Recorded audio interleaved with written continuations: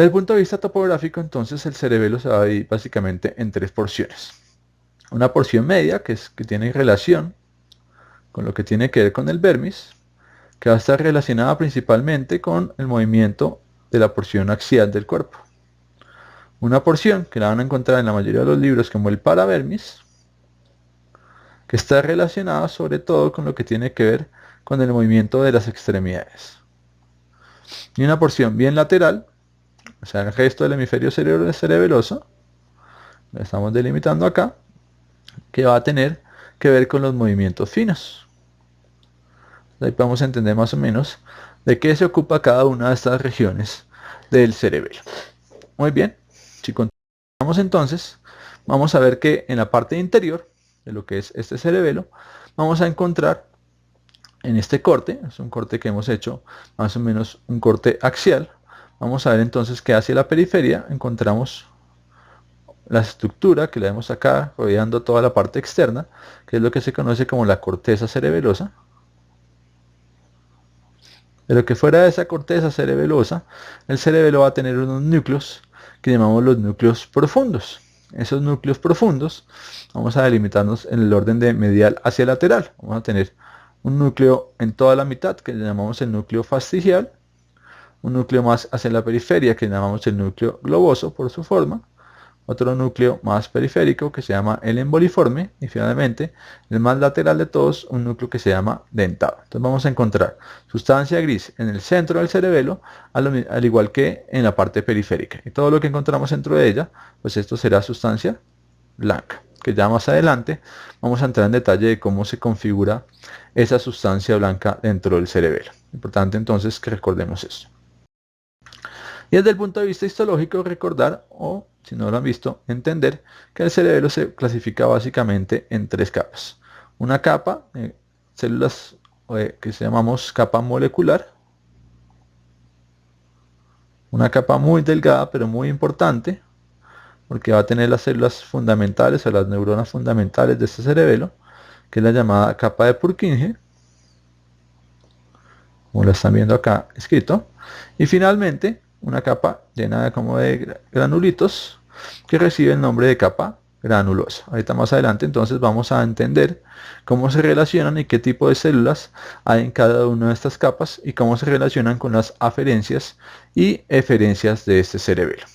Muy bien, entonces vamos a empezar a mirar algunas de sus relaciones. Vamos a mirar entonces en esta cara anterior cómo se relaciona directamente con lo que es la protuberancia, con lo que es el bulbo raquídeo y con lo que es el mesencéfalo, aunque el mesencéfalo es con el que menos se relaciona. Vamos a ver acá este gran brazo que conecta a la protuberancia con el cerebelo, llamamos el pedúnculo cerebeloso medio. Vamos a tener tres pedúnculos cerebelosos. En este caso, en la cara anterior únicamente vemos el medio. Recordemos que también lo llamamos el brachium pontis.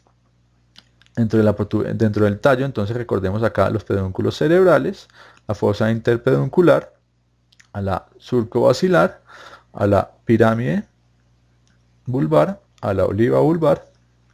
Son las estructuras que alcanzamos a reconocer en esta imagen y que inclusive acá alcanzamos a ver a la decusación de las pirámides, donde sabemos que la parte motora se va a hacer importante. Vemos acá también ya relaciones con cada uno de los pares. Alcanzamos a ver acá el quinto par. Por acá seguramente estarían dando el tercer par.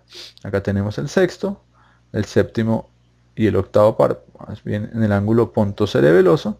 Aquí de 9 a 11º par. Y aquí finalmente al 12º par. Como relaciones importantes con esa salida o emergencia de los orígenes aparentes de los pares cranianos. Recordar nuevamente acá la posición de lo que es la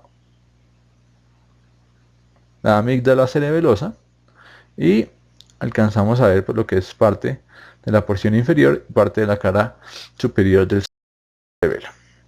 En este corte vemos su relación, como ya hemos dicho, con el techo del cuarto ventrículo. Como vemos acá, ahorita más adelante lo vamos a volver a explicar.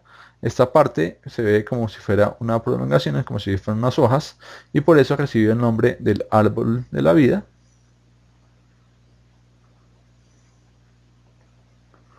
Lo vamos a ver mejor en la siguiente imagen y recordar cómo está relacionado con lo que es el piso del cuarto ventrículo. Aquí también en esta imagen podemos delimitar los pedúnculos cerebelosos. Entonces aquí en esta parte más superior vamos a tener a ese pedúnculo cerebeloso superior. Aquí delimitamos al pedúnculo cerebeloso medio, más o menos así. Y finalmente en esta parte inferior delimitamos a lo que es el pedúnculo cerebeloso inferior. Sabemos que el pedúnculo cerebeloso superior lo vamos a llamar el brachium conjuntivum, que comunica principalmente con lo que es mesencéfalo y cerebro. El pedúnculo cerebeloso medio lo vamos a llamar el brachium pontis, ya que sabemos que comunica directamente con la protuberancia. Y finalmente al pedúnculo cerebeloso inferior lo vamos a llamar el cuerpo restiforme, y vamos a ver que tiene comunicaciones principalmente con lo que es el bulbo raquídeo y la médula espinal. Muy bien. Acá lo que les decía, entonces se ve muy bien el nombre de largos de la vía, se ve muy bien cómo se ramifica y cómo se distribuye ese cerebelo, se ve muy bien el velo medular superior como parte del techo del cuarto ventrículo. Y pues volvemos a esta imagen que ya la habíamos revisado en esta primera porción. Muy bien. Finalmente entonces vamos a hablar un poco de la irrigación del cerebelo, de cuáles son las arterias principales que llegan a él. Vamos a mirar entonces muy rápidamente, posteriormente ustedes tendrán una clase solamente de esto. Entonces, como dos arterias vertebrales son las que llegan, vamos a colocarlas acá en negro, para que se vea muy bien. Dos arterias vertebrales, que recuerden que venían subiendo por los agujeros transversos de las últimas vértebras cervicales, van a llegar y van a fusionarse las dos en una sola, ¿sí? Y van a formar esta gran arteria que se llama la arteria vertebral, perdón, la arteria basilar. Esta arteria basilar va a bifurcarse finalmente, después de que pase por el tercer par, va a bifurcarse ya, vamos a hacerlo como punteadito, que no se alcanza a ver, se pierde la imagen, en una arteria cerebral posterior. Pero antes de esto, estas dos arterias, es decir, la vertebral y la basilar, van a dar efectivamente las ramas que van a tener que ver con la irrigación del cerebelo. Entonces, primero, como parte de una rama colateral de las arterias vertebrales, vamos a tener al lado y lado una arteria que le vamos a llamar la arteria cerebelosa postero-inferior. También la van a encontrar en los libros como PIC. Sin embargo, como están aprendiendo, es importante que reconozcan todo su nombre. Se llama arteria cerebelosa postero-inferior y como su nombre lo indica, va a ir a irrigar la porción postero-inferior del cerebelo. La siguiente arteria ya no es una rama de la arteria basilar, sino es una rama de la arteria vertebral. Y la vamos a delimitar y vamos a ver que acá, en este caso, se ven un poco asimétricas. Pero vamos acá a delimitarlas. Acá es esta por un lado, y aquí de este otro lado alcanzamos a verla más o menos en esta posición. Miren que no hay simetría en la salida de las dos, eso es bastante frecuente que pase. Y esta arteria la llamamos la AICA, que su nombre quiere decir, o es las siglas en inglés, de arteria cerebelosa antero-inferior, esta rama de la arteria basilar. Y finalmente, antes de la emergencia de la arteria cerebelosa posterior, es decir, inmediatamente por debajo de donde sale el tercer par, vamos a encontrar la última arteria cerebelosa, que es esta grande que ustedes ven acá, al lado y lado, en este caso sí simétricas, que simplemente la llamamos arteria cerebelosa superior. Entonces podemos decir que la cerebelosa superior y la AICA, ambas son ramas de la arteria basilar, mientras que la arteria posterior inferior o pica es una rama de la arteria vertebral. Eso es importante recordarlo, además que tiene que ver también con las diferentes alteraciones que se pueden dar a nivel de la irrigación en este cerebelo. Posteriormente ya empezaremos más adelante a estudiar cada una de estas ramas que no hemos hablado, simplemente para enfocarnos únicamente en las que tienen que ver con el cerebelo. Muy bien, agradezco su atención a esta serie de tutoriales